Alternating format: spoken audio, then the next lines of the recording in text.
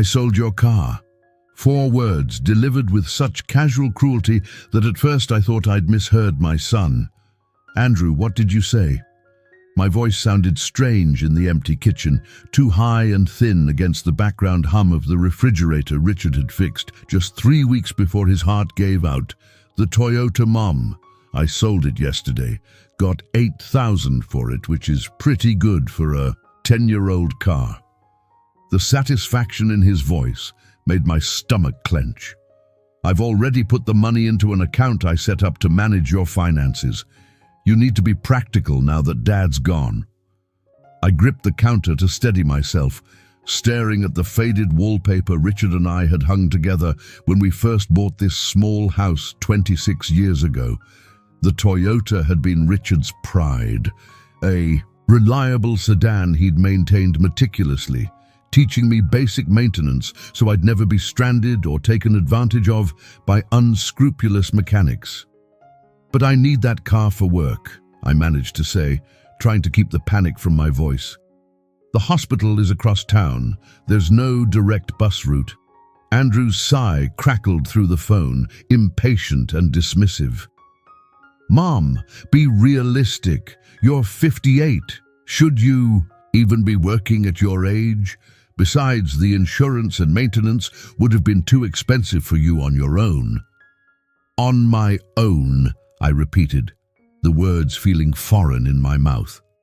Richard had been gone for exactly 17 days, and already my son was treating me like an incompetent child rather than a woman who had supported a family and worked full-time for nearly 40 years.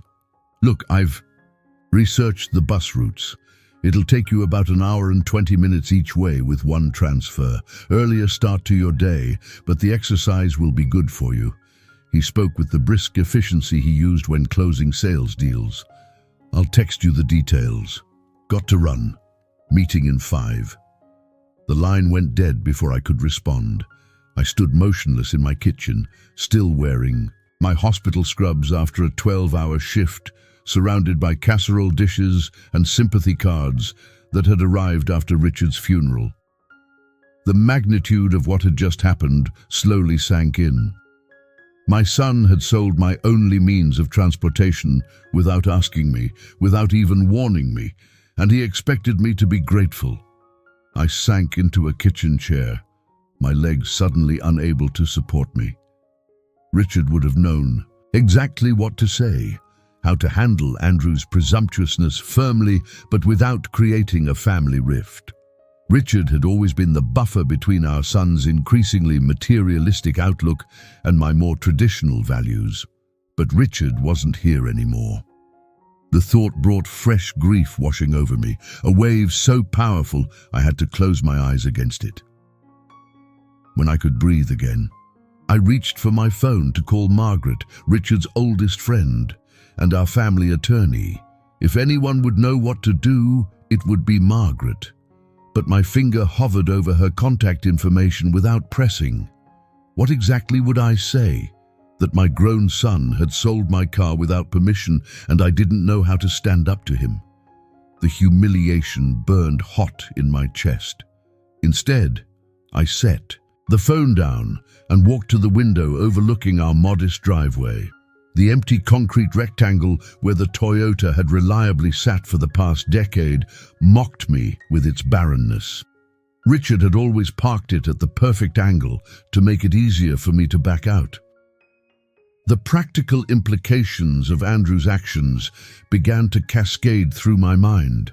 My shift at the hospital started at 7 a.m. To arrive on time via the bus route Andrew mentioned would mean leaving the house by 5:30 a.m. I'd return home after 8 p.m. on late shifts. In winter, both journeys would be in complete darkness. Then another realization hit me with stunning clarity. The car's title. Richard had been meticulous about paperwork. For our 30th anniversary, he had transferred the Toyota's title solely into my name. One less thing to worry about if anything happens to me, he'd said at the time. Had Andrew even checked the vehicle's registration before selling it? Did he have any legal right to sell property that wasn't his? I walked quickly to the filing cabinet in the spare bedroom where Richard had kept all our important documents. The vehicle folder was missing. My hands began to shake as I searched more frantically through the neatly labeled sections. Insurance, medical, house deed, warranties. The entire automotive section had been removed. Andrew must have taken the documents when he came by last week, ostensibly to help organize Dad's paperwork. I'd been grateful at the time, too overwhelmed with grief and exhaustion to question why he needed to take anything with him. I sank onto the edge of the bed, Richard's side still undisturbed, his reading glasses still on the nightstand. The magnitude of my son's betrayal expanded like a dark stain. This wasn't impulsive. This was calculated. He had deliberately taken the documents, sold a vehicle he had no right to sell, and had the audacity to frame it as helping me. My phone buzzed with an incoming text. Andrew had sent a complicated bus schedule with multiple transfers, not the single transfer he'd mentioned. The journey would actually take closer to 2 hours each way. The final line read, "The exercise and fresh air will be good for you. We need to schedule a time to go through Dad's tools in the garage too. I can probably get a decent price for them." His tools, Richard's beloved tools, collected over 40 years as a mechanic. The tools he had used to teach neighborhood kids basic car maintenance every summer. The tools that were extensions of his skilled, capable hands. Something shifted inside me then. Grief transforming into a cold, clear anger I had never experienced before. Richard wouldn't have wanted me to suffer in silence. He would have expected me to stand up for myself. I picked up my phone again, but this time I didn't hesitate. "Margaret," I said when she answered, "I need your help, and I need to know if there's any way to get into the Toyota's glove compartment without having the car." Margaret arrived at my house 40 minutes later. Her silver hair pulled back in its usual no-nonsense bun, a leather portfolio tucked under one arm. At 72, she still practiced law part-time, specializing in elder rights and estate planning. She and Richard had been friends since high school, bonding over a shared love of classic cars and justice in equal measure. "He did what?" she demanded. After I explained the situation, her voice rising with indignation. She paced my small living room, the floorboards creaking beneath her sensible shoes. "Andrew sold your car without permission, without even consulting you. He says he put the money in an account he set up for me," I explained, hearing how pathetic it sounded, even as the words left my mouth. Margaret's eyes narrowed. "An account you don't control, I'm guessing. One he has access to." I nodded, shame warming my cheeks. When had I become this person, this doormat that my own son felt comfortable walking all over?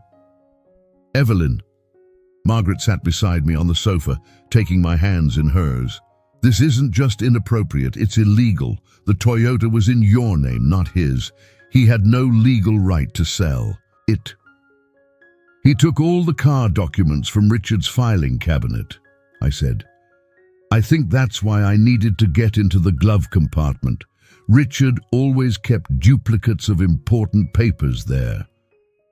A small smile played at the corners of Margaret's mouth. "Richard was always prepared for every contingency. It drove me crazy in court, but it was what made him such a good mechanic." She squeezed my hands. "But there's something else you should know, Evelyn. Something Richard asked me not to tell you until it became necessary." I felt a chill run through me despite the warm spring evening. "What is it?" "Richard came to see me about 3 months ago. He'd been having some chest pains." "What?" I interrupted, fresh grief and guilt washing over me. "He never told me. He didn't want to worry you," Margaret said gently. "You know how he was, always protecting everyone else. The doctor had given him some warnings about his heart, and Richard, he wanted to make sure everything was in order, just in case." She opened her portfolio and removed a sealed envelope with my name written on it in Richard's familiar, precise handwriting. He asked me to give you this if anything happened to him. And if Andrew started... well, if Andrew started behaving exactly as he is now. My hands trembled as I took the envelope. It felt substantial, containing more than just a letter. Before you open that, Margaret continued, we need to focus on getting your car back. Do you know who Andrew sold it to? I shook my head. He didn't say, just that he got $8,000 for it. Margaret pulled out her phone. What's the license plate number? I recited it from memory. Richard had insisted I always know our plate numbers, VIN and insurance details.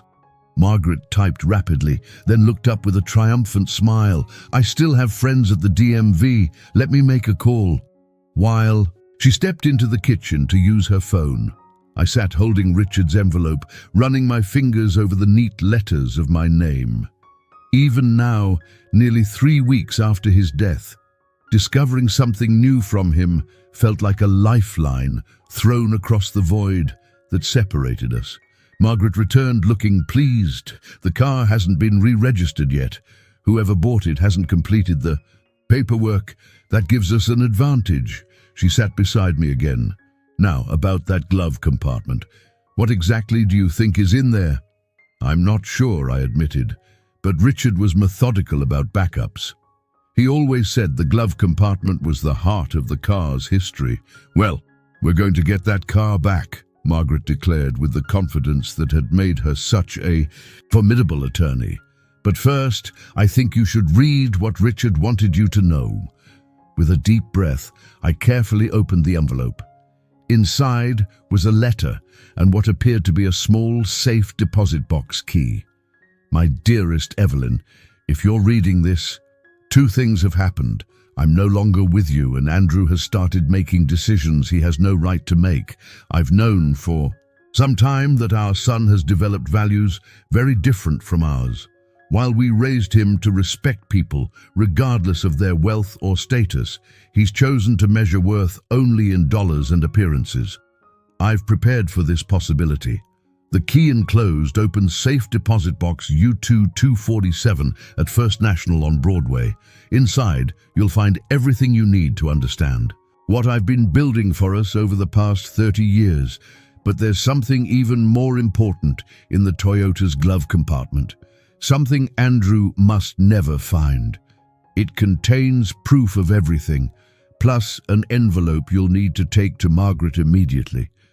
I'm sorry I kept secrets from you, my love. I wanted to protect you from worrying, and I wanted to be sure everything was perfectly in place before I shared it all. I thought I had more time. Know that every decision I made was out of love for you and hope for Andrew to eventually become the man we raised him to be, not the man he currently is. All my love always, Richard. I looked up at Margaret, tears blurring my vision. What was he building for us? What secrets? Margaret's expression was gentle but determined. I think we need to get that car back to find out, and I have an idea how to do it. She pulled out her phone again. First, I'm going to report the vehicle as stolen, which legally it was. Then I'm calling my grandson.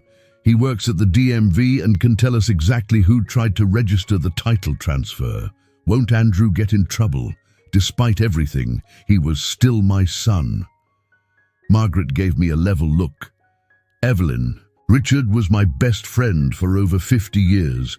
He spent his entire life making sure you were taken care of. If Andrew has interfered with that, then yes, he deserves whatever consequences come his way. As Margaret made her calls, I reread Richard's letter, my fingers tracing his handwriting, hearing his voice in every carefully chosen word. Whatever was in that glove compartment, whatever Richard had been building for us, it was clearly something he felt would protect me after he was gone. And Andrew had unknowingly sold it along with the car. By the time Margaret finished her calls, night had fallen. She looked satisfied as she returned to the living room. Good news, the car was sold to a dentist in Boulder, Dr. Paul Mercer. He bought it for his daughter as A college graduation present. It's still sitting in his garage. They won't pick it up until the weekend. She sat beside me, looking more energized than I'd seen her since Richard's funeral. We're going to Boulder first thing tomorrow morning. I've already left a message with Dr. Mercer explaining the situation. What did you tell him? The truth. That your recently widowed status was exploited by someone who illegally sold your vehicle without permission. She patted my hand. Don't worry. I didn't throw Andrew under the bus completely. I simply explained that a family member exceeded their authority during a time of grief. I nodded, grateful for her tact as I struggled with the painful reality of my son's betrayal. Now, Margaret continued, get some rest. Tomorrow, we retrieve your car and find out what Richard was protecting in that glove compartment. As she left, I stood in the doorway, watching her headlights disappear down the street. For the first time since Richard's death, I felt something besides grief stirring inside me. A quiet determination, a spark of the strength he had always seen in me, even when I couldn't see it myself. Whatever was in that glove compartment, I knew one thing for certain. Richard had left me the tools to stand on my own against whatever came next, even if that whatever turned out to be my own son. The drive to Boulder the next morning felt surreal. Margaret insisted on driving, saying I looked too exhausted to be behind the wheel. I couldn't argue. I'd barely slept, my mind racing with questions about what Richard could have hidden in the Toyota's glove compartment that was so important. Did Richard ever mention investments to you? Margaret asked as we left Denver behind, the Rocky Mountains rising majestically before us. Not really, I replied, watching the familiar landscape roll by. He had his pension from the auto shop, and we had some modest savings. He always handled our finances. I felt a flush of embarrassment at this admission, how little I'd paid attention to our financial matters. Content to let Richard manage everything, Margaret nodded thoughtfully. Richard was always more shrewd than people gave him credit for. Mechanics understand systems, how small parts work together to create something powerful. He applied that, thinking to everything. The suburban sprawl of Denver gradually gave way to the more open approach to Boulder. We pulled up to an impressive house in a well-established neighborhood, the kind of place that spoke of old money and quiet prosperity. Dr. Mercer was waiting for us in his driveway, a tall man with kind eyes and a concerned expression. Beside him stood a young woman I assumed was his daughter, looking uncomfortable in the morning sunlight. Mrs. Winters, he greeted me, extending his hand. I'm so sorry about this situation. Had I known the circumstances of the sale, I never would have purchased the vehicle. Thank you for understanding, I replied, shaking his hand. I hope this hasn't caused too much inconvenience. Not at all, he assured me, though his daughter's expression suggested otherwise. Amber was excited about the car, but clearly this takes precedence. I've brought the paperwork confirming Mrs. Winters' legal ownership, Margaret interjected. All business, as she handed him a folder and a cashier's check for the full amount you paid. Dr. Mercer glanced at the documents briefly, then shook his head. Keep the money, Mrs. Winters. This was an illegal sale. I couldn't in good conscience accept payment. Dad, his daughter protested, but fell silent at his stern look. Consider it my contribution to setting things right, he continued. I lost my wife 3 years ago. I understand how vulnerable that time can be. His kindness brought unexpected tears to my eyes. Thank you, I managed. The car's in the garage, he said, leading us around the side of the house. I was impressed by its condition. Whoever maintained it did an exceptional job. My husband, I said softly. He was a mechanic. Dr. Mercer nodded appreciatively as he opened the garage door. And there it was, our Toyota looking exactly as it had when it sat in our driveway for all those years. The sight of it, this tangible connection to Richard made my heart clench. The keys, Dr. Mercer said, handing them to me. "Everything should be as it was when I purchased it." I thanked him again, and after a few more formalities, guided by Margaret's legal expertise, we were in the Toyota, heading back toward Denver. I sat in the driver's seat, breathing in the familiar scent that still held traces of Richard's aftershave. "Are you going to open it?" Margaret asked, nodding toward the glove compartment. My hands trembled slightly as I pressed the button. The compartment opened smoothly, revealing several neatly organized items: the car's manual, registration documents, and a sealed manila envelope with "For Evelyn Urgent" written across it in Richard's handwriting. "Should I?" I hesitated, glancing at the road ahead. "Pull over," Margaret suggested. "Whatever's in there, you'll want to give it your full attention." I found a scenic overlook just outside Boulder and parked, the mountains providing a majestic backdrop to this moment of truth. With a deep breath, I opened the envelope. Inside was a USB drive, a letter, and several legal documents. I unfolded the letter first.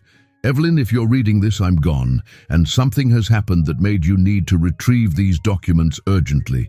I'm guessing it involves Andrew. He's been showing concerning signs for years now, becoming more focused on appearances and status than the values we tried to teach him." The enclosed USB drive contains complete records of what I'm about to explain. The short version is this: for the past 30 years, I've been investing in real estate throughout Denver. What began as a small opportunity with my first bonus at the auto shop has grown into something substantial, very substantial. The properties are all held by Winter Mechanics LLC, a company registered solely in your name, though I've managed it. The portfolio currently includes 17 residential properties and 4 commercial buildings, including the Aspen Heights luxury apartments. I gasped, looking up at Margaret. "Aspen Heights. That's where Andrew lives." She nodded, unsurprised. "Keep reading." "Yes, Evelyn. Our son has been paying $2,800 monthly rent to a company you own, without realizing it. I never told him because I wanted him to make his own way, not rely on family connections for special treatment. The total portfolio value as of last month was approximately $4.7 million, with monthly income of $78,000 after expenses and management fees. All of this is yours. Everything is already in your name legally. My attorney, Margaret, has all the necessary documentation at her office, but I kept these backups in case Andrew tried to interfere after my death. I've seen how he looks at the house, at your car, at my tools, calculating their value rather than their meaning. The management company that handles day-to-day operations is Reliable Properties. Ask for Susan Chen. She's expecting your call if something happens to me. The password for the USB drive is Evelyn9964 Winter. I'm sorry I kept this from you. I wanted to surprise you when I finally retired next year. We were going to travel, donate to those mechanic scholarships we always talked about, live the life we'd worked so hard for. Remember how strong you are, my love, how capable. You've always been the heart of our family, and now you have the resources to live exactly as you choose. All my love, Richard. I stared at the letter, reading it 3 times to make sure I understood. The modest life we'd lived, the careful budgeting, Richard's insistence on handling the finances, all while he built a multi-million-dollar real estate empire for us, for me. "You knew," I said to Margaret, not accusingly, but with sudden understanding. She nodded. "I helped him set it up legally. He swore me to secrecy until you needed to know." She smiled sadly. "Richard wanted to protect you from Andrew's increasingly materialistic outlook. He saw it coming years ago, how Andrew might try to control you financially after Richard was gone." I looked down at the other documents in the envelope. Property deeds, account statements, contact information, all evidence of a life Richard had built in parallel to the one we shared openly. "Why wouldn't he tell me?" I whispered, emotions colliding inside me. Gratitude, confusion, grief, love.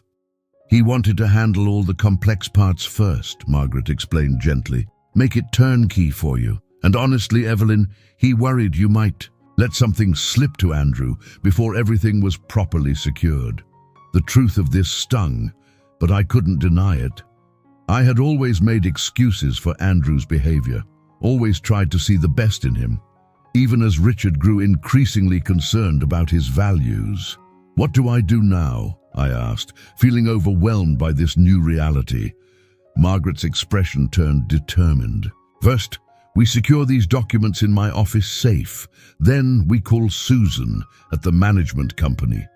And then, she added with a gleam in her eye, we decide exactly how you want to handle Andrew. I looked out at the mountains Richard and I had hiked so many times over our decades together, feeling his presence more strongly than at any moment since his death. He had built all this for me, created security and independence I never knew I had.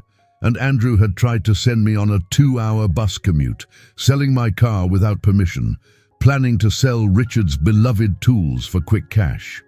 For the first time since Richard's death, I felt something beyond grief taking root inside me. Determination, strength, a clarity of purpose that would have made my husband proud. Let's go, I said, starting the Toyota's engine. We have work to do. Margaret's office was nothing like the sleek corporate spaces Andrew frequented. Housed in a converted Victorian near downtown Denver, it featured worn leather furniture, floor-to-ceiling bookshelves, and a distinct absence of pretension. Yet, as I sat across from her desk, watching her secure Richard's documents in an old-fashioned safe, I understood that real power often resided in such unassuming places. Susan Chen is expecting your call, Margaret said, handing me her office phone. I suggest putting it on speaker so I can help with any technical questions. Susan answered on the second ring, her voice crisp and professional. Mrs. Winters, I've been expecting your call. Let me first say how sorry I am about Richard's passing. He was an exceptional man. Thank you, I replied, surprised by her genuine tone. I'm just learning about everything.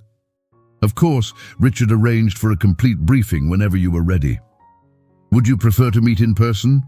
We scheduled a meeting for the following morning, and after ending the call, I turned to Margaret with the question that had been burning in my mind.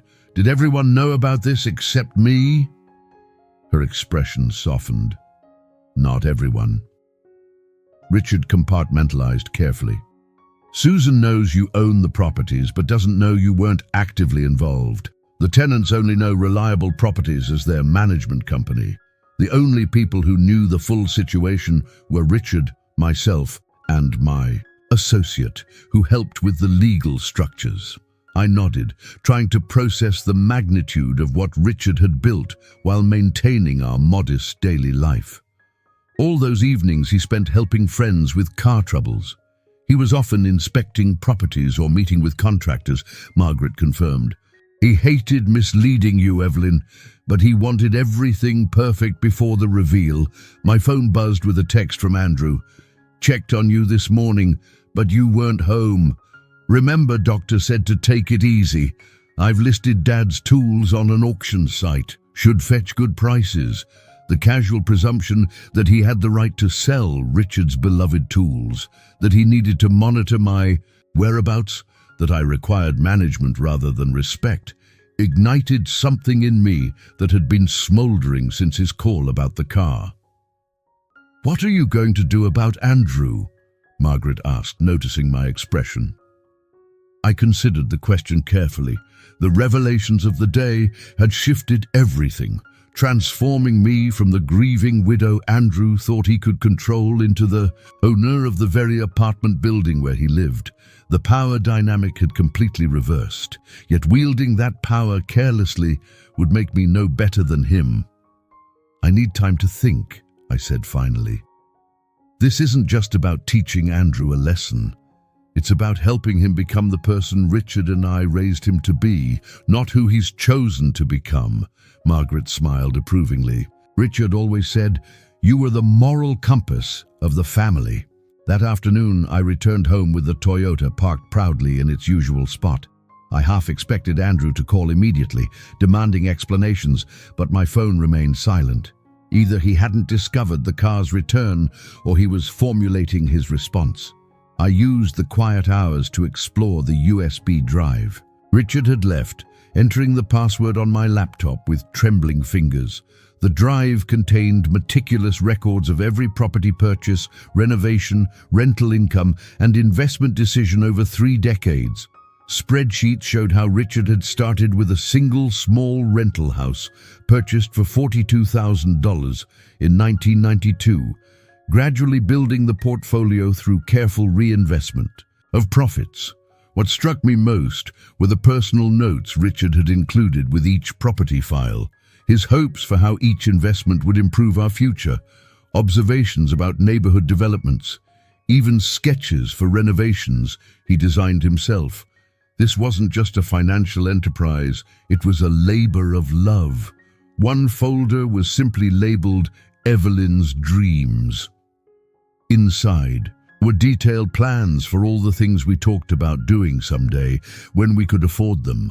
Traveling to Italy to see the art I'd always admired, establishing scholarships for young mechanics from underprivileged backgrounds, renovating our modest house while keeping its character intact. Richard had been actively planning for these dreams to become reality. Tears streamed down my face as I realized the depth of his love and foresight. While I'd assumed we would always live our modest, comfortable life until traditional retirement, Richard had been building a different future, one where financial constraints wouldn't limit our ability to make a difference or enjoy our later years. The doorbell interrupted my emotional exploration. I closed the laptop and wiped my eyes before opening the door to find Andrew standing on the porch, his expression a mixture of anger and confusion. "The car is back," he stated flatly, looking past me toward the kitchen as if expecting to find answers there. "Want to explain how that happened?" I took a deep breath, channeling the strength I'd felt in Margaret's office. "I think you're the one who owes me an explanation, Andrew. You sold property that wasn't yours to sell." He blinked, momentarily thrown by my direct approach. This wasn't the acquiescent mother he was accustomed to. "I was trying to help you streamline, Mom. That car was too expensive for you to maintain on your own. The car that Dad maintained himself at minimal cost. The car that's fully paid for. That car." I held his gaze steadily. Andrew shifted uncomfortably. "The insurance alone is $63 per month." I finished for him. "Well, within my budget, as you would know if you'd bothered to ask, instead of making decisions about my life without my input." "Look," he said, adopting the condescending tone he often used when he thought he was being patient. "You're grieving. You're not thinking clearly about practical matters. Dad always handled the finances, and now I'm handling them," I interrupted firmly. "Starting with reclaiming my illegally sold vehicle." His face flushed. "How did you even know who bought it? I never told you." "I have resources you don't know about, Andrew." The statement was mild, but landed with unexpected weight. "Now I believe you've also listed your father's tools for sale without consulting me. They're just gathering dust in the garage," he protested. "They could fetch a few thousand that you need more than sentimental clutter." Each dismissive word about Richard's prized possessions, the tools that had supported our family for decades, strengthened my resolve, but I maintained my composure, remembering that my goal wasn't to punish Andrew, but to correct his course. "I need you to remove those listings immediately," I said calmly. "Those tools are not for sale, and we need to have a longer conversation about boundaries and respect, but not today. I have an early meeting tomorrow." "A meeting? What meeting?" The confusion on his face might have been comical under different circumstances. The idea that his mother might have important business apparently inconceivable to him. "That's not your concern," I replied simply. but I do need the details of the account where you deposited the money from selling my car. Since you've been reimbursed by the buyer, that money belongs to me." Andrew stared at me as if I'd started speaking a foreign language. "Mum, what's gotten into you? Since when do you talk like this? Since I decided to honor your father's memory by standing up for myself," I answered truthfully. "Now the account details, please."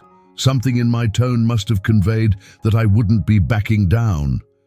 After a moment of tense silence, Andrew pulled out his phone, forwarded the account information to me, and left with a confused backward glance that suggested he was re-evaluating everything he thought he knew about his grieving, supposedly helpless mother. As I watched him drive away in his luxury SUV, I felt neither triumph nor vindication, only a calm certainty that I was finally standing in my own power, exactly as Richard had always seen me. Tomorrow would bring the meeting with Susan Chen and a fuller understanding of my new reality, but today had already brought something equally valuable. The first step toward reclaiming not just my car, but my voice. Reliable Properties occupied the entire top floor of a brick building in downtown Denver. I felt distinctly out of place as I rode the elevator up in my simple navy dress, the one I'd worn to Richard's funeral. Margaret had offered to accompany me, but this felt like something I needed to do alone. My first step into the new life Richard had prepared for me. Susan Chen met me at the elevator doors. She was younger than I'd expected, perhaps mid-40s, with an efficient demeanor softened by genuine warmth in her eyes. "Mrs. Winters," she greeted me, extending her hand. "It's a pleasure to finally meet you in person. Richard spoke of you often and with great admiration." I followed her through a modern office space where a dozen or so employees worked at sleek desks. None of them gave me a second glance, just another client visiting their boss. If only they knew I owned the company that employed them. Susan's corner office offered panoramic views of downtown Denver and the mountains beyond. She gestured for me to take a seat at a small conference table where folders were already arranged in neat stacks. "Richard prepared extensively for this transition," she explained, sitting across from me. "He updated these briefing materials every quarter, ensuring you would have current information whenever it became necessary." I nodded, unable to speak past the sudden tightness in my throat. Even in death, Richard was taking care of me, anticipating my needs before I knew them myself. "Where would you like to begin?" Susan asked gently. "With an overview, I suppose," I managed. "I'm still trying to comprehend the scope of all this." She opened the first folder, revealing a map of Denver with properties highlighted in different colors. The Winter Mechanics portfolio currently includes 17 residential properties and 4 commercial buildings spread strategically across the metropolitan area. For the next 2 hours, Susan walked me through each property, purchase dates, renovation histories, current occupancy rates, rental incomes, and future potential.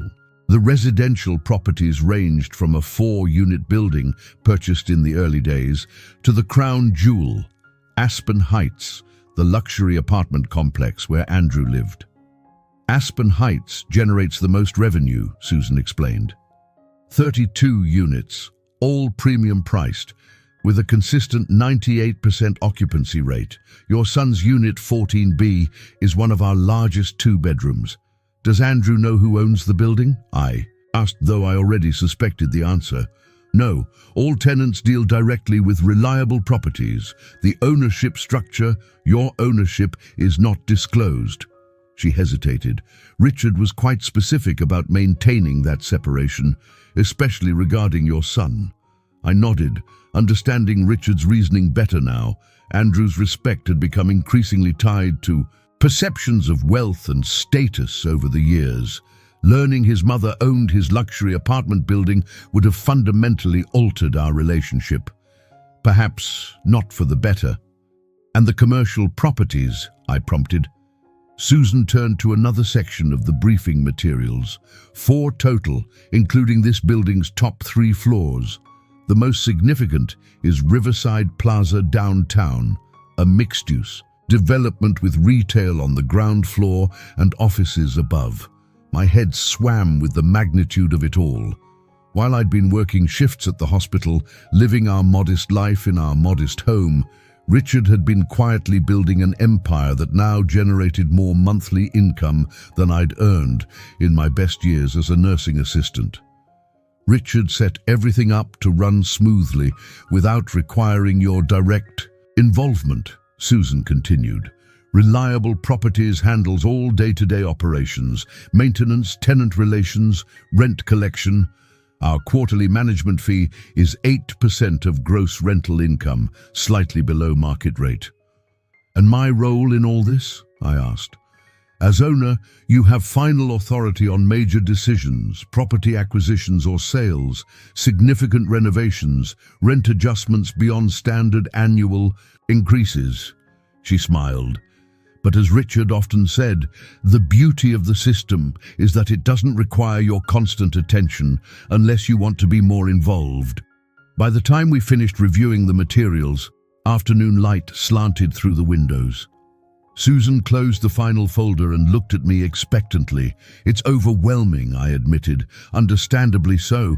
Richard built something remarkable, but he did it incrementally over decades. She hesitated before adding, he was so excited about finally sharing it with you. He'd planned a surprise trip to Italy next year, where he was going to tell you everything. Italy, where I'd always dreamed of seeing the Renaissance art I'd only experienced through books and documentaries. The trip had been on my someday list for our entire marriage. There's one more thing, Susan said, reaching into her desk drawer. She pulled out a small box and handed it to me. Richard left this with me about a month ago. He said if anything happened to him, I should give it to you during our first meeting. The box was wrapped in simple blue paper, my favorite color. With trembling fingers, I removed the wrapping to find a jewelry box inside. Opening it revealed a beautiful gold pendant in the shape of a key studded with small diamonds.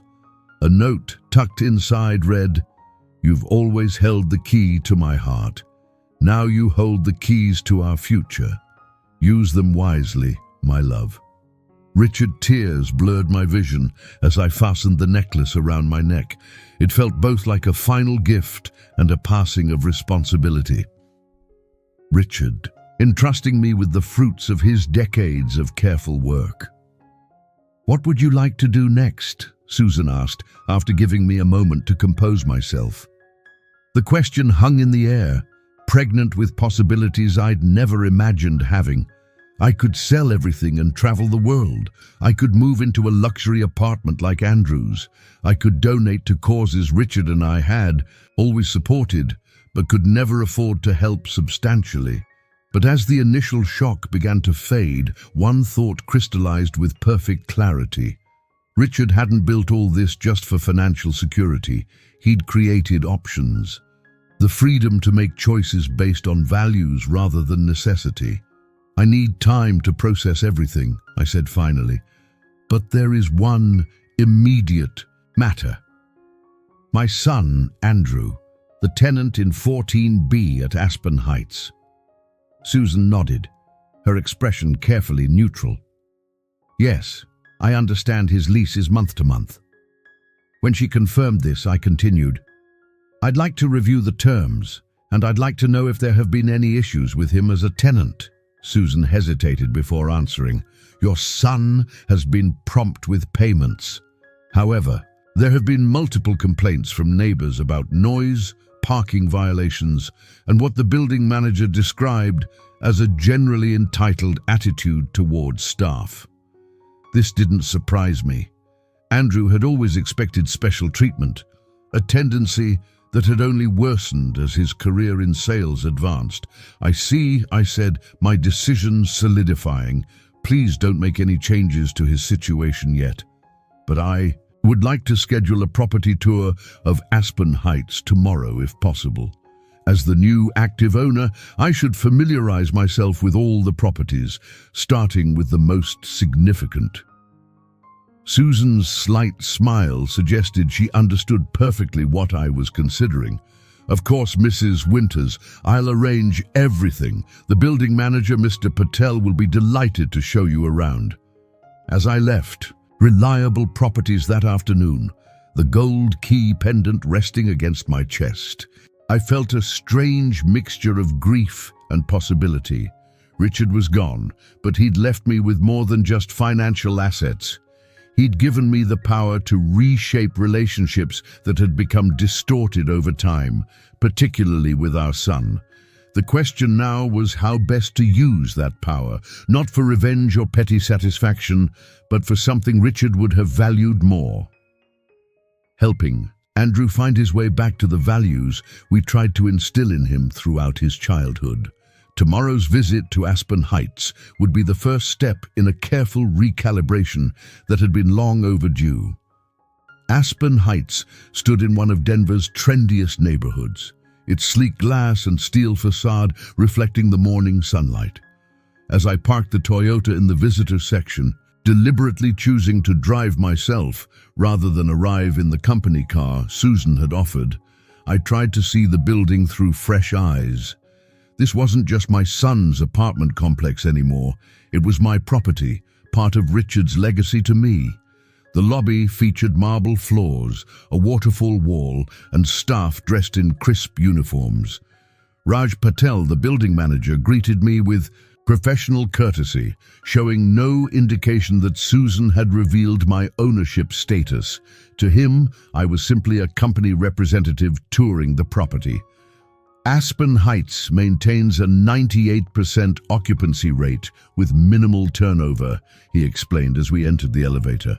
Our amenities include a rooftop pool, fitness center with yoga studio, business center, and 24-hour concierge service. I nodded, absorbing details about my own property that I'd never known. And the tenants. What's the demographic? Primarily young professionals and executives, Raj replied. Average age, 35 to 45, average income in the upper six figures. Many work in finance, tech, or healthcare administration, the world Andrew had aspired to join, where value was measured in income brackets and job titles. As we toured the immaculate fitness center and the stunning rooftop pool area, I couldn't help wondering what Richard had thought. Watching our son embrace these superficial values while distancing himself from the principles we'd raised him with. We've prepared a vacant unit for your inspection, Raj continued, leading me down a hallway on the 14th floor. It's identical in layout to units 14A through D. I hesitated. Actually, I'd like to see 14B specifically. A flicker of something concerned discomfort crossed Raj's face. 14B is currently occupied, Mrs. Winters. We don't typically enter tenant units without proper notice unless there's an emergency. I understand, I assured him. I don't need to enter. I'd just like to verify its location relative to other units. Raj relaxed slightly. Of course it's this way. He led me down another pristine hallway to a door marked 14B, Andrew's home, the luxury apartment he'd been so proud to secure 2 years ago, making a point of mentioning its exclusivity and waitlist whenever conversation allowed. There have been some concerns regarding this particular tenant, Raj said carefully, keeping his voice low. What kind of concerns? He hesitated, clearly uncomfortable discussing tenant issues with someone he perceived as company management. Nothing that violates lease terms explicitly. Noise complaints occasionally, some issues with guest parking, a tendency to expect exceptions to building policies. I nodded, unsurprised. Andrew had always believed rules were flexible for people of certain status, a perspective that had intensified as his sales career advanced. And how does the tenant respond when these concerns are raised? I asked. Typically with promises to comply, followed by temporary improvement before the behaviors resume, Raj replied diplomatically. We've documented everything according to company policy. As we continued our tour viewing the business center where young professionals worked on laptops and the elegant community room available for resident functions, I considered what I'd learned. Andrew wasn't just living beyond his means financially, he was bringing the same entitled attitude to his home life that he displayed in selling my car and planning to sell Richard's tools. After completing the tour and thanking Raj for his time, I sat in my car in the visitor parking area, contemplating my next steps. Through the lobby windows, I could see residents coming and going, some in business attire heading to work, others in casual clothes walking designer dogs, all of them living in a building I owned, including my son, who believed his mother needed to take the bus to work. The irony might have been amusing if it weren't so painfully revealing of how far Andrew had strayed from the values Richard and I had tried to instill. My phone buzzed with a text from Andrew. "Notice the car is back. We need to talk about your financial situation. Dinner at my place tonight, 7 p.m. The presumption in his tone was nothing new, but my perspective had shifted dramatically. This wasn't my successful son generously offering guidance to his struggling mother. This was a man who had illegally sold my property, now assuming he could continue managing my life without consequences. I texted back, "I'll be there at 7, and yes, we definitely need to talk." That afternoon, I met with Margaret to update her on what I'd learned from Susan and my tour of Aspen Heights. Her office felt like a sanctuary of straight talk after the carefully diplomatic language of the corporate world. "So, what's your plan for tonight?" she asked after I'd filled her in. "Going to drop the property ownership bomb immediately or build up to it?" "Neither," I replied, surprising myself with the clarity of my decision. "I'm not going to tell him yet." Margaret raised an eyebrow. "Oh, Andrew needs to understand something more fundamental first, that his behavior toward me has been unacceptable regardless of my financial situation." I twisted Richard's key pendant between my fingers as I spoke. "If I tell him about the properties now, he'll change his behavior because I'm wealthy, not because he respects me." "Richard would approve," Margaret said with a smile. "He always said you saw people more clearly than anyone he knew." I failed to see how Andrew was changing, I admitted. Or perhaps I saw, but didn't want to acknowledge it. "We all have blind spots where our children are concerned," Margaret said gently. "The question is what you do once your eyes are opened."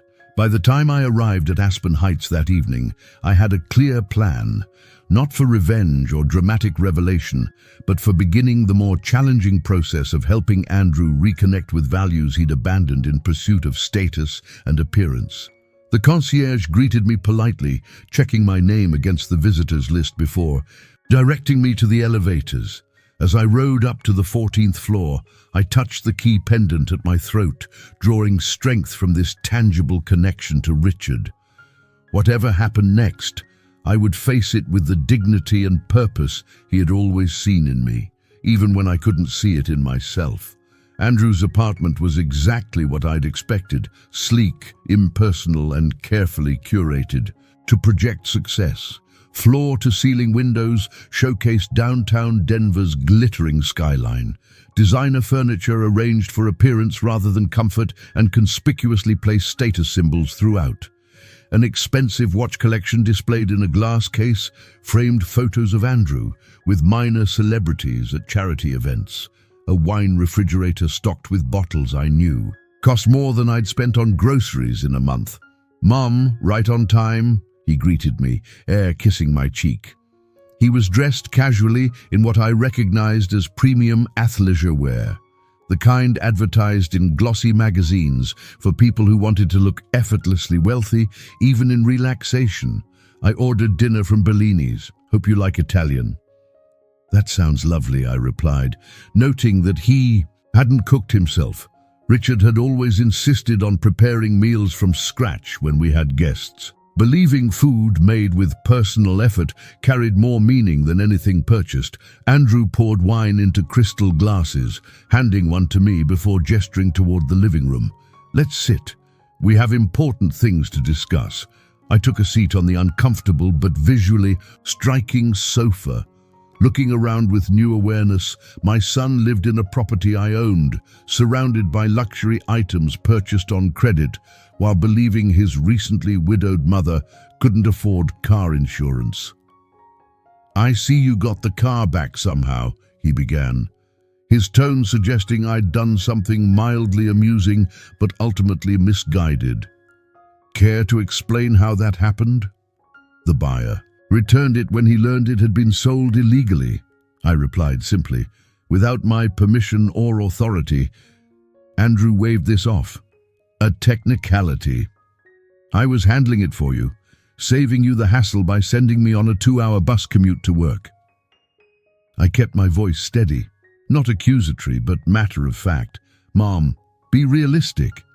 You can't afford to maintain that car on your nurse's aide salary. Dad always handled the finances, the maintenance, everything. I'm just stepping up to help now that he's gone." There it was.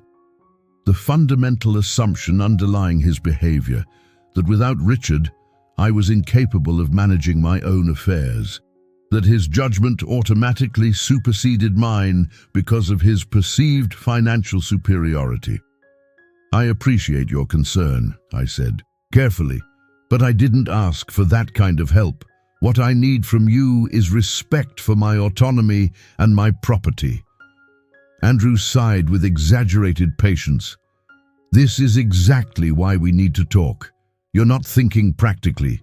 Grief is affecting your judgment." He leaned forward, adopting the same tone he likely used with difficult clients. "I've put together a financial plan for you. It involves selling the house. It's too big for you alone anyway, and moving into a senior living community." "Senior living," I repeated, genuinely startled. "I'm 58, Andrew. I'm not ready for a retirement community." "It's not just for elderly people," he explained condescendingly. "It's for individuals who need a more supportive environment.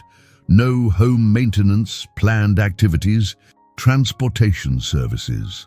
The doorbell interrupted what was clearly a rehearsed pitch. Andrew excused himself to accept the food delivery, returning with several containers of upscale Italian takeout.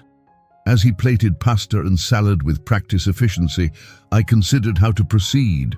The temptation to reveal my financial situation immediately, to see the shock on his face when he realized I owned this very building, was strong, but ultimately unproductive. "I've already found a suitable community," Andrew continued as we began eating. "Morningside Gardens. It's modest, but adequate for your needs. The sale of the house should cover the entry fee, and your pension will handle the monthly costs, if you're careful." I set down my fork. "And what about what, Andrew? Have you considered that at all?" He looked genuinely confused. "I'm doing this for you, Mom, so you don't have to worry about money or maintenance or transportation. By selling my home out from under me, by getting rid of my car without permission, by planning to sell Dad's tools." I kept my voice calm but firm. "Those aren't helpful actions. They're controlling ones." Andrew's expression, it hardened. "Someone needs to take control. You're clearly not equipped to handle these decisions." "Based on what evidence?" I challenged quietly. "My 35-year career, my mortgage that's been paid on time every month for 26 years, the fact that Dad and I raised you, put you through college, and did it all without ever carrying credit card debt." He flushed slightly. "That was different. Dad was handling things. We were partners," I corrected. "We made decisions together based on shared values and priorities." Andrew's phone chimed with an incoming text. He glanced at it and frowned. "It's from the property management company. Apparently there's a building inspection scheduled for tomorrow. Inconvenient timing." The irony nearly made me smile. My building inspection scheduled with Raj during my tour earlier was already causing ripples in Andrew's carefully controlled world. "About those tools," I said, redirecting the conversation. "I've removed your online listings. They're not for sale." His eyes widened in surprise, then narrowed. "How did you even know how to do that? And why? They're just collecting dust. They were your father's livelihood for 40 years. The tools that paid for your education, your first car, the down payment on your first condo." I met his gaze steadily. "They have value beyond what they might fetch at auction. Sentimental value doesn't pay bills, Mom." "And what bills are so pressing that we need to sell Richard's tools immediately?" I asked. "The mortgage is current. The utilities are on auto pay. I have health insurance through the hospital. What financial emergency are you solving?" Andrew seemed momentarily at a loss, unused to being challenged on his financial pronouncements. "It's about planning ahead, creating a cushion, being practical, or is it about control?" I suggested gently. "About making decisions for me because you've decided I can't make them for myself." The direct question hung in the air between us. Andrew took a long sip of his wine before answering. "I'm trying to help you," he said finally, his tone suggesting he was speaking to someone slightly dim-witted. "Dad asked me to look out for you before he died." This caught me by surprise. "He said that specifically?" "Well, not in those exact words," Andrew hedged, "but he knew you'd need guidance with financial matters. He always handled everything. I thought of the extensive documentation Richard had left, the careful preparations he'd made to ensure I would have not just financial security, but complete independence. The contrast between what Richard had actually done and what Andrew claimed he'd wanted couldn't have been starker. "I think I knew your father better than you did," I said quietly. "And I don't believe that's what he wanted at all." Andrew's expression hardened. "This is exactly what I was afraid of. You're being emotional rather than practical. This is why I took initiative with the car. That initiative was illegal." I reminded him the car was in my name only. "You had no legal right to sell it. A technicality," he dismissed again. "Family helps family. I'm trying to secure your future." I studied my son across the table. This person I'd raised, but somehow failed to instill with the values Richard and I had lived by. The realization was painful, but necessary. Andrew wouldn't hear me as long as he saw me as financially inferior and therefore less worthy of respect or autonomy. "I appreciate dinner," I said, rising from the table, "but I think we should continue this conversation another time when we're both willing to listen to each other." Andrew looked startled. "You're leaving? We haven't finished discussing the senior living arrangements." "There's nothing to discuss," I replied firmly. "I'm not selling my home or moving to Morningside Gardens. Those decisions are mine to make, not yours."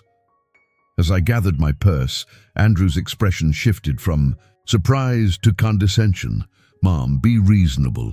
You can't manage alone. The yard work, the maintenance, the finances, it's too much." I paused at the door, turning back to face him. "I've been managing just fine, Andrew, and I'll continue to do so. The question isn't whether I can handle my life without your father. It's whether you can handle the fact that I don't need your control disguised as help." His face flushed with anger, but I left before he could respond, walking calmly to the elevator with a strange sense of lightness.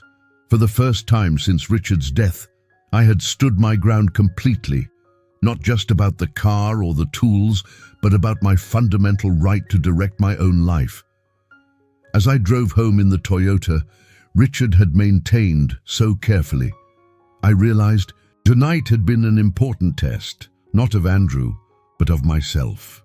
I had faced my son's attempts to control me without revealing the financial power I now held. I had asserted my autonomy based on principle rather than position. Richard would have been proud. And tomorrow, when Raj Patel conducted his inspection of Unit 14B, would bring a subtle but significant shift in the dynamics between mother and son, one Andrew wouldn't even recognize until much later. The game had changed, but only I knew the new rules. The building inspection notification had clearly rattled Andrew more than he wanted to admit. He called 3 times the following morning, each message more agitated than the last. "Mom, this inspection is ridiculous. They've never done one before. They're asking to check everything, plumbing, electrical, even closet spaces. It's invasive. Can you believe they're threatening lease violations if I don't comply? I pay premium rent for this place." I let the calls go to voicemail, focusing instead on my meeting with Susan Chen. We sat in her office reviewing the property portfolios with special attention to Aspen Heights. "The inspection is standard procedure when ownership changes hands," Susan explained. "We're conducting them at all properties to give you a comprehensive understanding of current conditions." "And has my son been notified it's a change of ownership inspection?" I asked. "No. Tenants are simply informed it's a building-wide assessment. Your ownership remains confidential as per the protocols Richard established." I nodded, satisfied, and Raj understands to treat Unit 14B exactly like all others. "No. Special attention, positive or negative?" "Absolutely. He's our most professional manager, completely discreet." By afternoon, I was back at my modest home, tending to Richard's garden while listening to increasingly frustrated voicemails from Andrew. The final one came at 3:17 p.m., his tone shifting from annoyed to alarmed. "Mom, you won't believe this. The building manager just cited me for 3 lease violations. Unauthorized modifications to the thermostat system, excessive noise complaints, and improper storage in the fire exit stairwell. They're threatening to revoke my lease if I don't address everything within 2 weeks. This is ridiculous. I know the owner of the management company through work. I'm going to have someone's job over this." I set down my gardening tools, brushing soil from my hands as I considered this development. I hadn't instructed Raj to find violations, but I wasn't surprised he had. Andrew had always considered rules to be flexible guidelines that didn't fully apply to him. My phone rang again. "Margaret this time. Your son just called my office," she said, without preamble. "He wants me to draft a complaint letter to Reliable Properties about harassment and selective enforcement. Apparently, there's been an inspection." I couldn't help laughing. "Did you tell him you represent me, not him?" I simply said I'd need to check for conflicts of interest before I could advise him, which is technically true. Her tone turned serious. "How long are you planning to maintain this charade, Evelyn? The longer it continues, the more complicated the eventual revelation becomes." She had a point. My initial instinct to withhold information about my ownership of Andrew's building had made sense as a way to assess his attitude without the complicating factor of my newfound wealth. But extending the deception much longer might undermine the ultimate goal, helping Andrew reconnect with values beyond material success and status. "I'll tell him soon," I promised, "but I need him to understand something fundamental first. That his behavior has been unacceptable regardless of my financial situation. Well, he's certainly getting a taste of his own medicine with this inspection business," Margaret observed. "Sometimes natural consequences are the most effective teachers." After we hung up, I checked my watch. Andrew would be finishing work soon. It was time for the next phase of what I'd begun to think of as Operation Perspective Adjustment. I drove to Aspen Heights, timing my arrival to coincide with the end of Raj's workday. He greeted me professionally in the lobby, offering a leather portfolio, the complete inspection report for Unit 14B. "Mrs. Winters, as requested, I've highlighted the actual violations versus the cosmetic issues." "Thank you, Raj." And the tenant's response, initially argumentative, followed by attempts to establish social connections that might override the violations. Raj's neutral expression didn't change, but a slight tightening around his eyes suggested this wasn't an unusual experience with Andrew. When those proved unsuccessful, he indicated he would address the issues under protest. I nodded, unsurprised. "Please continue treating Unit 14B exactly like any other apartment. No preferential treatment, but no targeted enforcement either. Just standard protocols." "Of course, Mrs. Winters." As Raj departed, I settled into one of the elegant lobby chairs with the inspection report, making myself visible in the main entrance where residents returning from work would pass by. The violations were legitimate. Andrew had installed an unauthorized smart thermostat system that interfered with the building's central HVS, accumulated multiple noise complaints from neighbors, and was storing his expensive mountain bike in the emergency stairwell rather than the designated storage areas. Right on schedule, Andrew strode through the lobby doors at 5:45 p.m., his attention focused on his phone. He nearly walked past before registering my presence. "Mom!" He stopped abruptly, confusion evident on his face. "What are you doing here?" I closed the portfolio calmly. "Waiting for you. Actually, I thought we might continue our conversation from last night." His expression darkened. "This isn't a good time. I'm dealing with a ridiculous situation with the building management. Some power-tripping inspector cited me for completely minor issues like storing your bike in the fire exit stairwell," I asked innocently. Andrew's eyes narrowed. "How did you know about that?" "You mentioned lease violations in your voicemail," I reminded him. "It seemed like a likely issue given your tendency to prioritize convenience over rules." He dismissed this with an impatient gesture. "The point is, they're suddenly enforcing obscure regulations that nobody follows. It's targeted harassment. Or perhaps it's consistent rule enforcement that you're not used to experiencing," I suggested mildly, "because you typically expect exceptions." Andrew stared at me, genuinely baffled by this perspective. "Whose side are you on?" "I'm your son." "I'm on the side of fairness, Andrew. The same rules should apply to everyone, regardless of their perceived status or connections." Several residents passed through the lobby, nodding respectfully to Andrew. He clearly enjoyed being recognized, standing a little straighter, his expression shifting to one of casual importance. "Let's not discuss this here," he said finally. "Come up to my place." As we rode the elevator to the 14th floor, I considered how differently Andrew moved through the world compared to his father. Richard had commanded genuine respect through integrity, skill, and consistent treatment of everyone he encountered. Andrew cultivated the appearance of importance, adjusting his behavior based on what he thought people could do for him. In his apartment, Andrew immediately poured himself a whiskey without offering me anything. The inspection had clearly rattled him more than he wanted to admit. "I don't understand why you're here," he said bluntly. "Did you come to lecture me about following rules? Because that's rich coming from someone who can't even manage basic finances without help." The condescension in his tone strengthened my resolve. "Actually, I came to return these." I removed a set of keys from my purse. "They're the spare keys to the house that you took without asking, and to let you know I've changed the security code." Andrew blinked in surprise. "You're overreacting. I needed access to help organize Dad's things."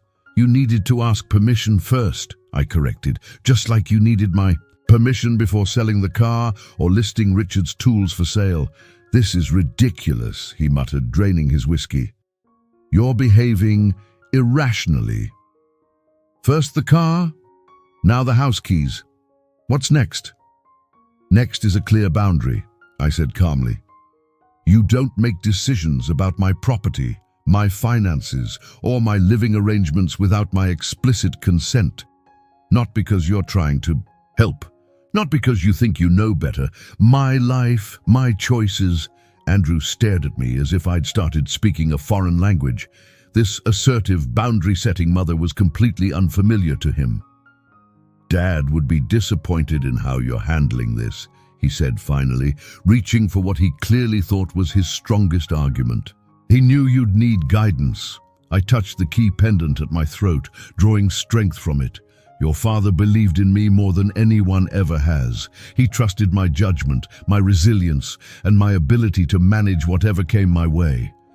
For a brief moment, uncertainty flickered across Andrew's face, the first crack in his absolute conviction that he understood his father's wishes better than I did. "Look, I know this is a difficult time," he said, his tone softening into something practiced and patronizing. "Grief makes people resistant to change. How about we table the senior living discussion for now and focus on smaller steps? Maybe a financial advisor to help organize Dad's pension and your accounts. I studied my son, this person I'd raised, but somehow failed to instill, with the values Richard and I had lived by. The realization was both painful and clarifying. Andrew wouldn't truly hear me until something disrupted his fundamental assumption of superiority.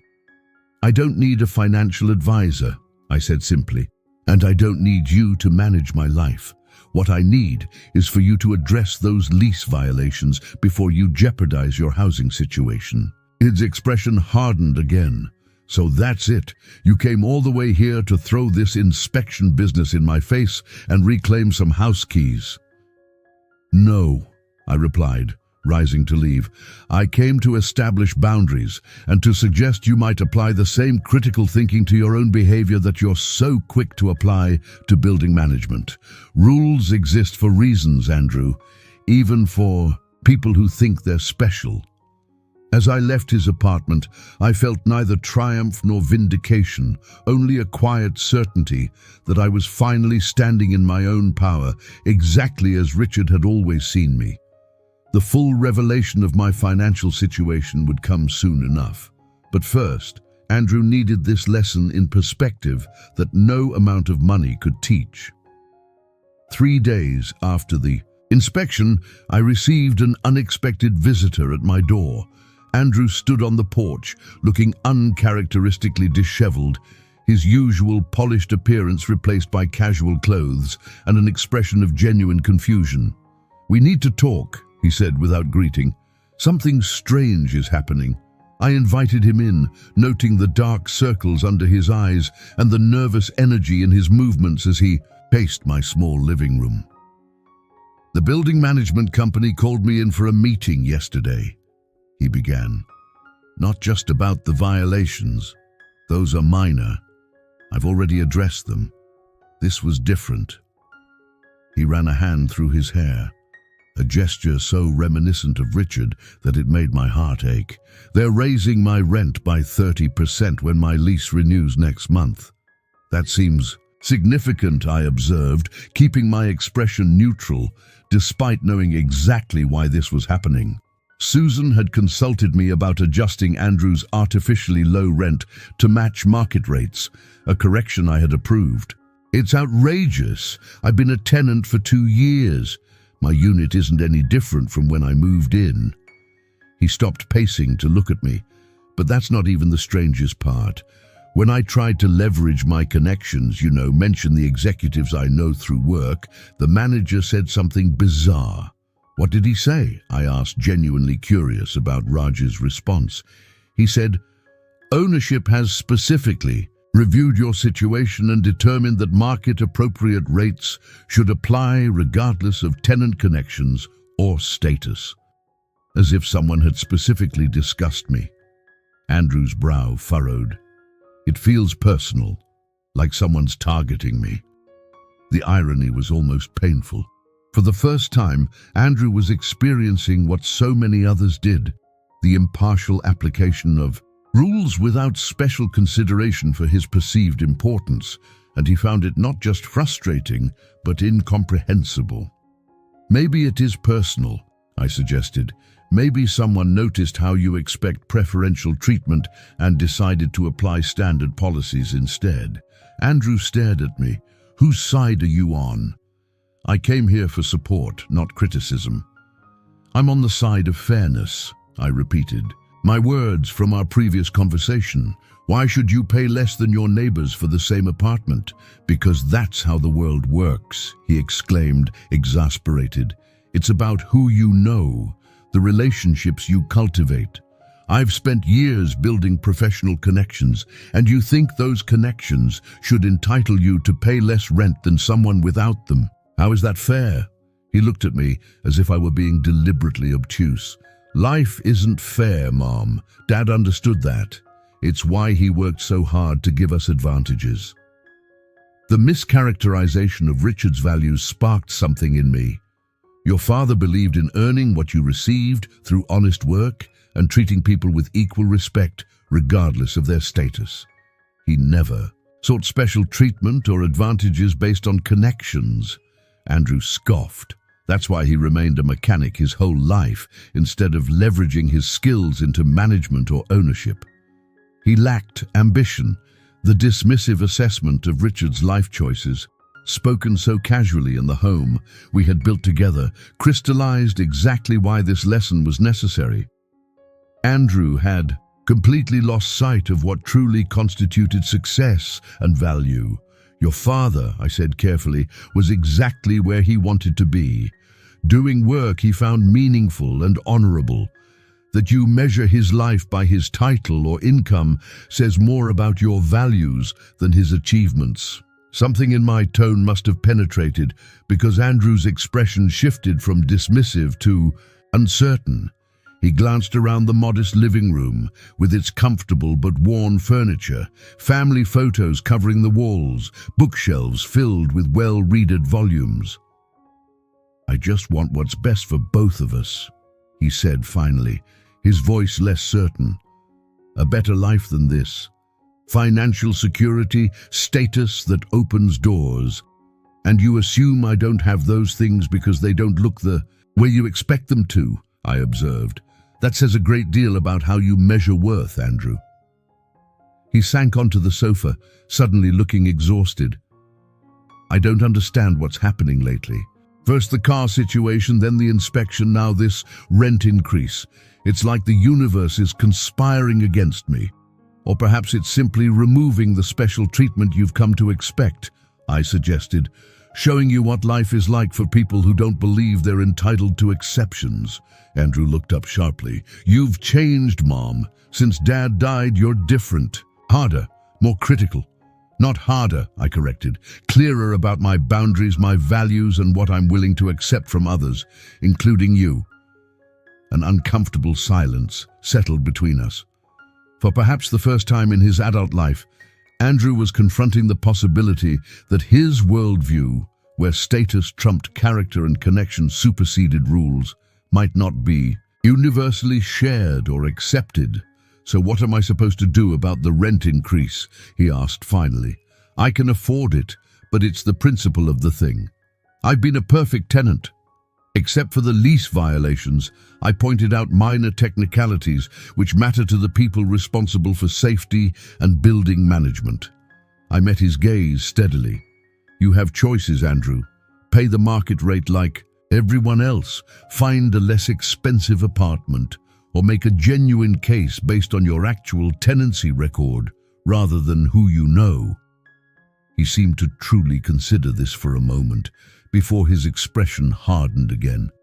"This feels like I'm being taught some kind of lesson, and I don't appreciate it." "Sometimes life does that," I agreed. "Teaches lessons we didn't sign up for, but might need nonetheless." Andrew stood abruptly. "I should go.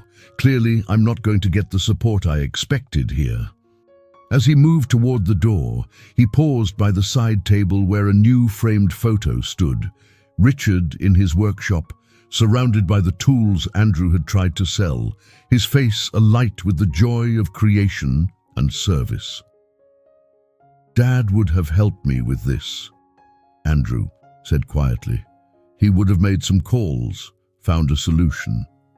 Your father would have expected you to handle the consequences of your choices with integrity," I corrected gently, "and to consider that perhaps paying the same rent as everyone else is simply the right thing to do." After Andrew left, I sat in Richard's favorite chair, running my fingers over the worn armrests where his hands had rested for so many years. The conversation had been difficult, but necessary. The first time I directly challenged Andrew's entitled worldview without hiding behind politeness or maternal accommodation. My phone buzzed with a text from Susan. "Tenant of 14B has requested a follow-up meeting to discuss rent adjustment. How would you like us to proceed?" I Considered my options carefully. The easy path would be to reveal my ownership, now using financial power to force Andrew's respect. But that would teach him the wrong lesson. That money, not character, was what truly mattered.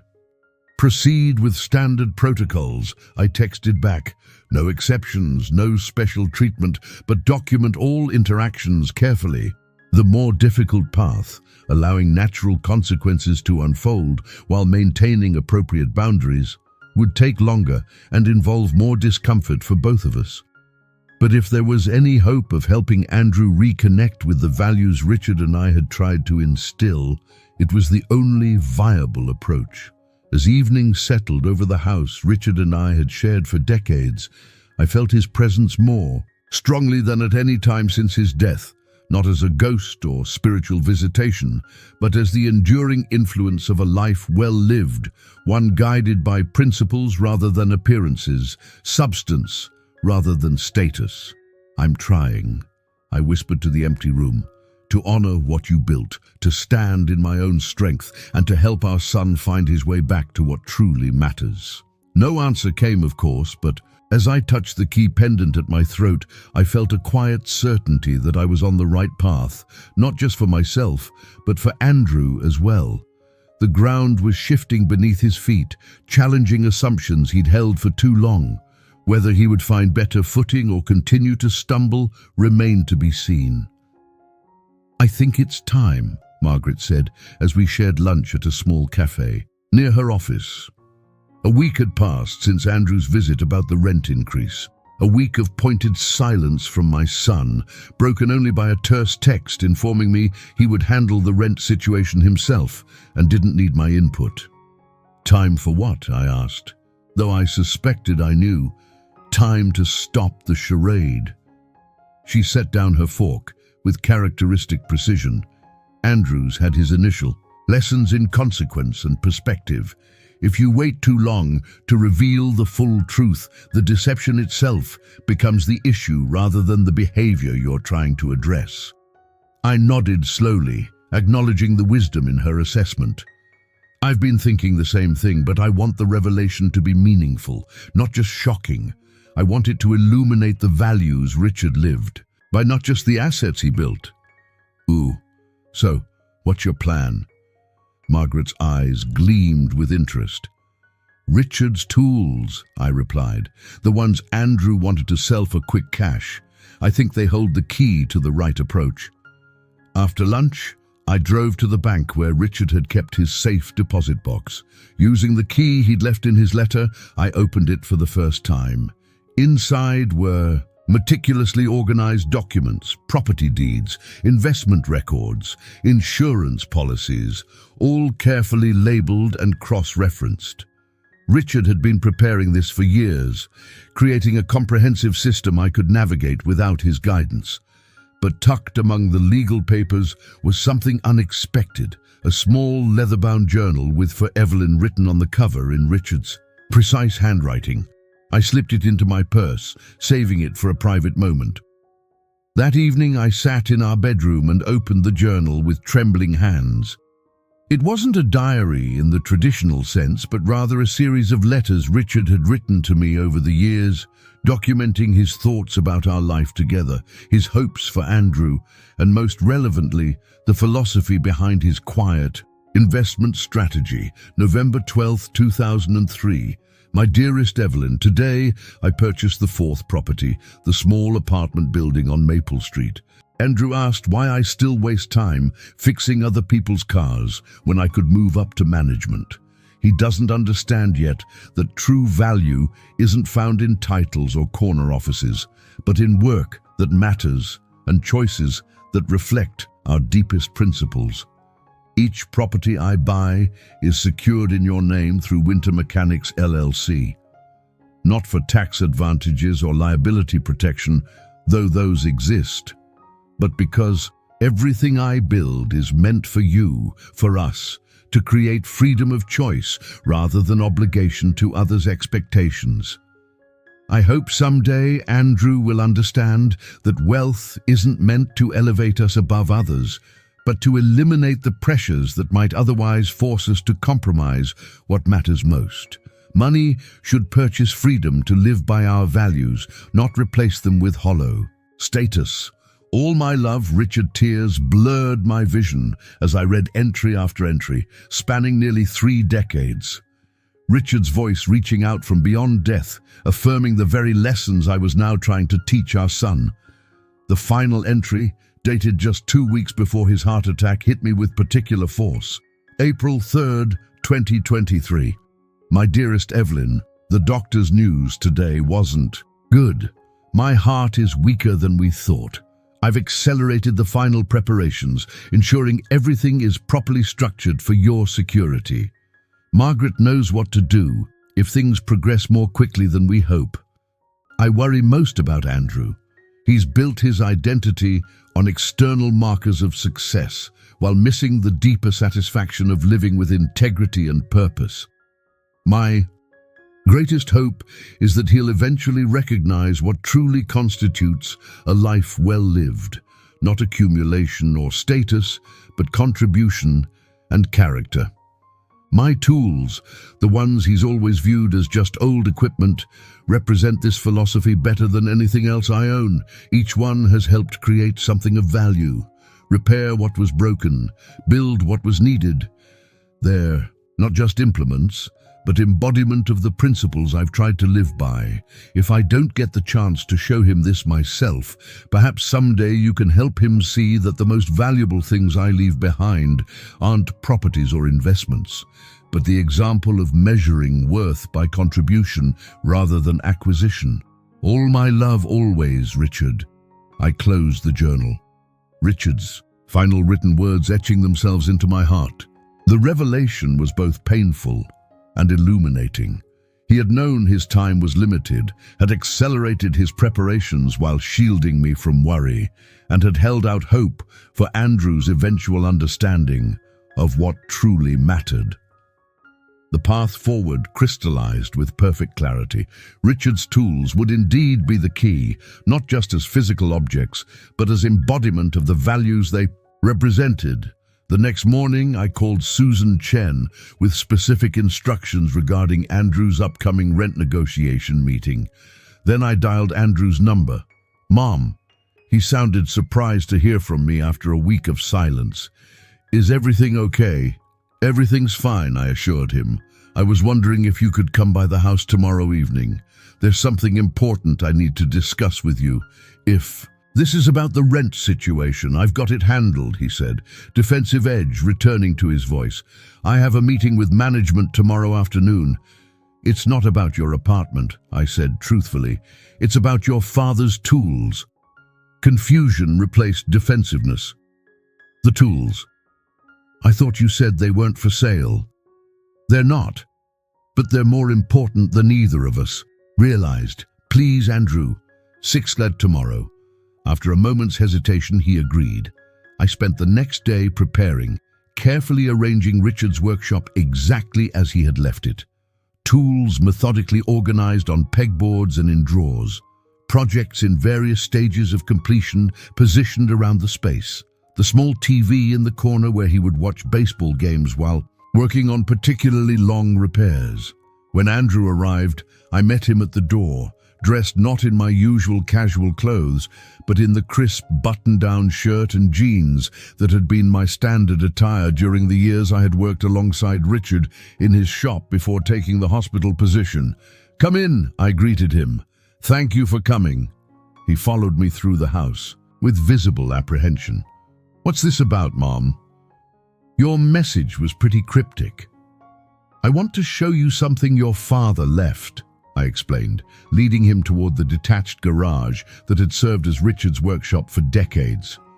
"Something I think you need to see to understand recent events." The familiar scent of metal, oil, and wood greeted us as I opened the workshop. And door. The sensory signature of Richard's domain that brought an unexpected lump to my throat. Andrew paused in the doorway, his expression flickering with what might have been reluctant nostalgia. "Dad's shop," he murmured. "It looks exactly the same." Because it matters exactly as it is, I replied, moving to the workbench where I had placed Richard's journal and a specific set of tools. These tools aren't just implements, Andrew. They built our life together, paid for your education, maintained our home, served our community. Andrew shifted uncomfortably. I know they meant a lot to Dad. More than that, I picked up a well-worn wrench, Richard's favorite. This tool alone has probably generated tens of thousands of dollars over the years, not through its resale value, but through its purposeful use in Richard's skilled hands. I gestured around the workshop. Your father could have sold these tools years ago and taken a management position like you suggested. He had multiple offers, but he chose to remain a mechanic because he valued creation and service over status or title. Andrew's defensive posture softened slightly. What does this have to do with whatever you wanted to discuss? Everything. I handed him Richard's journal. Before you read this, there's something you should know. Something that will change how you understand your father, our family, and recent events in your life. Andrew took the journal with visible confusion. What are you talking about? Your father wasn't just a mechanic, Andrew. That was his passion and profession, but not his only skill. I took a deep breath. While working with his hands and charging fair prices that ordinary people could afford, Richard was also quietly building something else. Something he kept private for specific reasons. Building what? Andrew's curiosity was clearly piqued despite his desire to maintain emotional distance. A real estate portfolio currently valued at approximately $4.7 million. I stated simply, including, among other, properties, Aspen Heights luxury apartments where you live. The journal slipped from Andrew's suddenly nerveless fingers. I caught it before it hit the concrete floor. That's not possible, he whispered. Dad was a mechanic. We lived like this. He gestured around at the modest workshop. We lived according to our values, I corrected gently.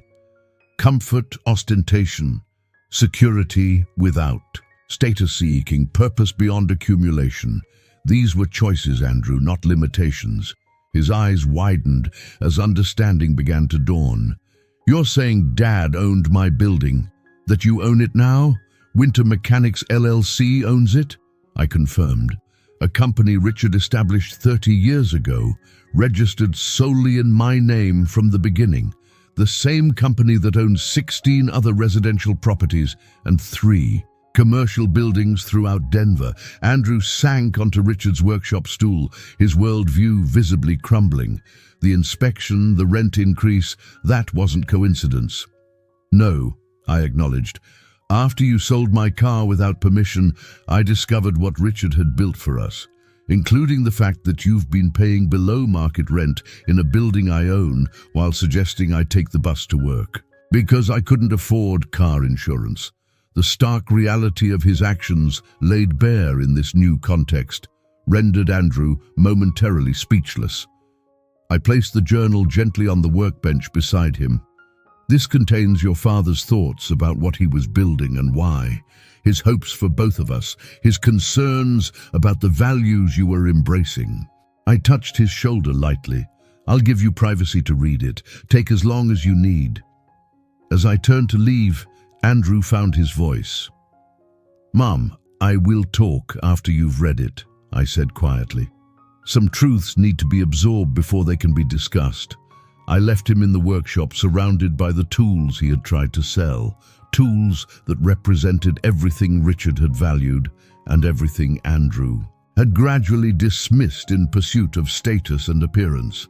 The revelation was complete. Now the more difficult work would begin, helping my son find his way back to the values that truly constituted his father's legacy.